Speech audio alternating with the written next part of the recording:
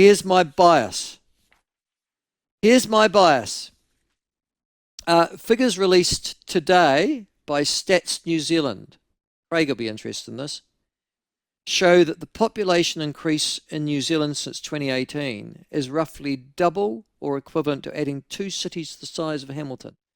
Now, I'm sorry, but we haven't been going out there and getting jiggy in the sheets. It's mostly immigration, from what I can work out.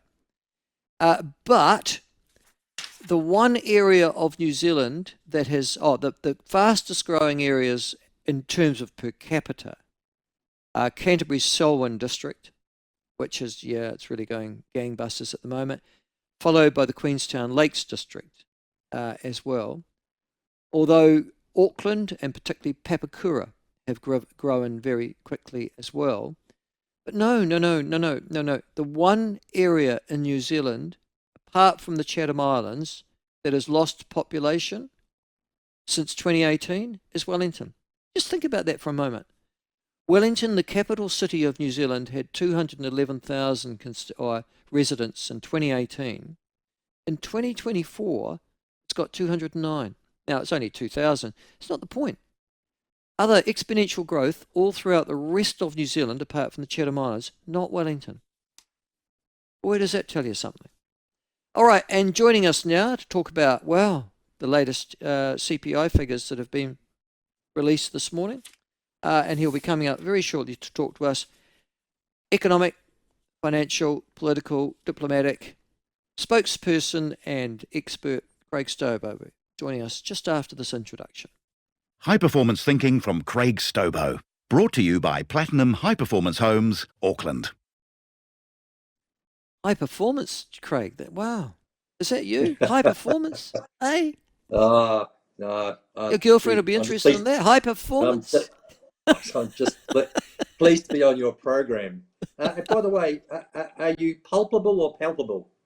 That's a good question, isn't it? Is it tomato or tomato? Depends which country. What do we got? What are we going to talk about today? We'll talk about the things that you've told me you want to talk about. But just in the meantime, did you catch up with that UK High Court decision on the definition of a woman? Yeah, thank goodness someone's gone back to biology. In my textbook, you've either got an innie or an outie, and we've sort of kind of figured out that the sex is the biological definition.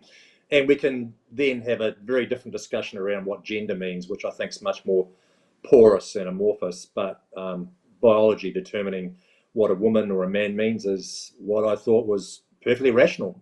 Hopefully that moves across down to the Southern Hemisphere as quickly as possible. Yes. Yes. Well, let's hope so too.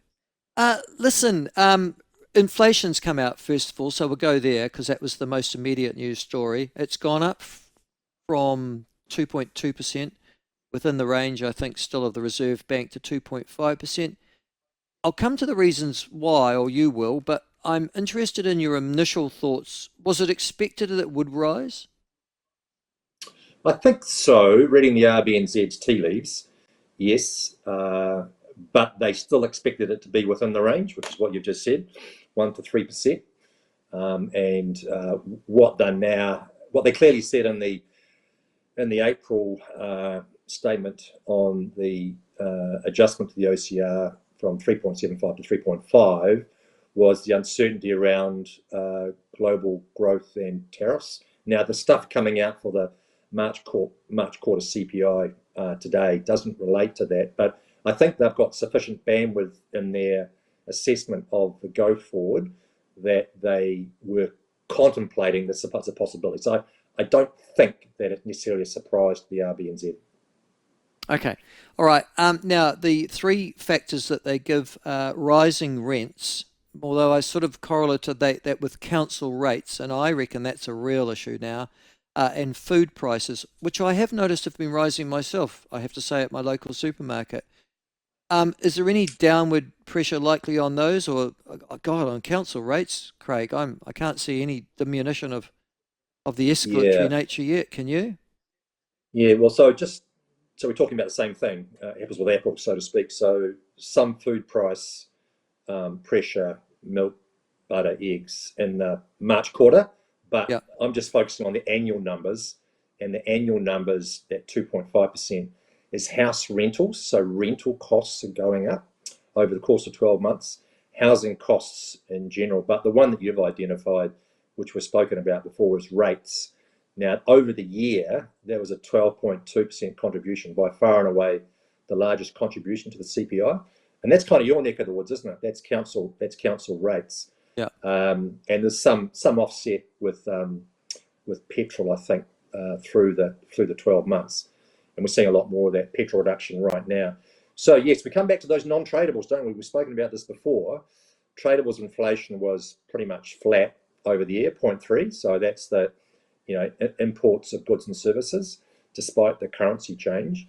But what has definitely held us up is non-tradables, those services, those utilities, those housing issues, which contributed 4% over the year. That's the sticky bit, which takes a long time to come down. So if I was sitting at the RBNZ, I'll be thinking carefully around, does 2.5 mean that you and I think that prices are on the rise again, and adjust our behaviour when we set prices, if we're businesses, that the public will accept higher prices? I just don't think they will, because the cost of living is still so severe, people won't accept higher prices. They'll trade away elsewhere. Yeah, I think you're right. Listen, I'm fascinated. I was just fascinated by the fact that this morning the Statistics New Zealand have revamped how they measure CPI, and they've put meal kits, I suppose that's what my food bag, cruisers and smartwatches in, and they've taken ties and furniture out. Is it likely to have any influence at all? I'm just aghast they're taking ties out. I'm one of the few people in the city that wear a tie. Why are they doing that? It's discriminatory, I think that's unfair, very unfair. But it just goes to consumption patterns, doesn't it? How many tie shops do you see around New Zealand now? They're just not around. Furniture's a bit surprising.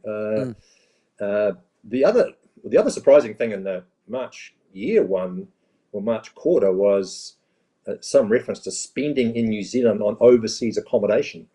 So for those of us that travel overseas and you pay for your accommodation here, that's part of the CPI. Okay, so ties are out, and those other things. Well, it just reflects changing consumption patterns, doesn't it? And the CPI index is supposed to be a basket of goods and services that are relevant today. The old telephone on the wall is not around anymore. We've just changed our consumption patterns, and the index needs to reflect that.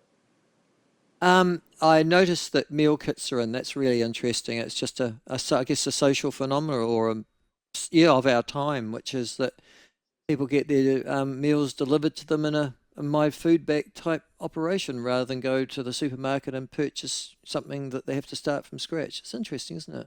Do you do that?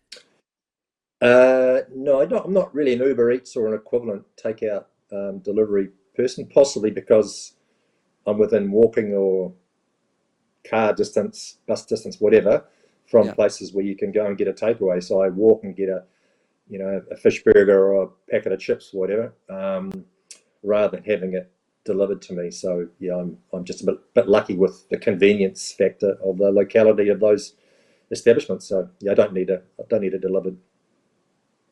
Now, the other story to come out of this week was, listen, you'll have a view on that, was the Reserve Bank having their operating budget for the coming year has been slashed by about 25%. I assume that's a sort of a pre-budget announcement, is it, Craig? And the reduction in spending, which appears to be driven, Radio New Zealand report, by increased staffing levels, has been agreed by both the central bank and the government. Now, there's a bit of kudos. Well, I thought that was a good idea, but I'm being told all the taxpayers' unions had a real slam at that. They said, well, this is all spin. The funding request that the Reserve Bank sought, which was $1 billion, was turned down. So $775 million still being pent by the Reserve Bank isn't restraint. It's just simply still, food to the trough. Your thoughts? I don't agree with that analysis. The the minister's statement clearly said that the RBNZ was seeking over $1 billion over 5 years, and the minister and the board chair have agreed to $750 operating expenditure and $25 million in capital expenditure over that same time period. Yeah. So we just focus on the operating expenditure, so that's basically payment for staff, etc. Is 750 divided by 5, so $150 million a year. The current expenses, according to the Minister of Finance, is $200 million a year. And when I went back to the previous annual reports, they'd been rising in the last 2 years from 159 mil to 182 mil, and this year, according to the Minister, it's $200 million in running costs for the operation of the bank.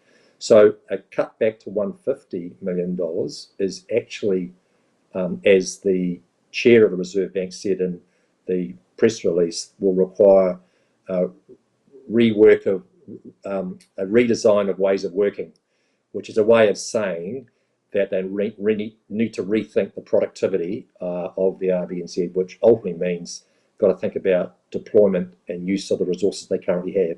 So Christian Hawkesby, the governor, the new governor for the next 6 months, will be required, as the Minister of Finance has said, to seek value for money and to look after taxpayers' money at a lower level than they're desired. And that's a tough gig.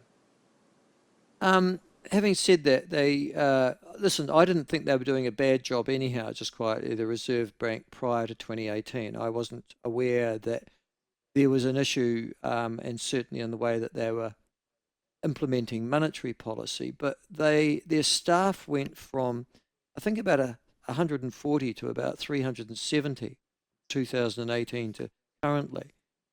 Have we seen any improvement in service and Reserve Bank functionality as a consequence of that, do you think?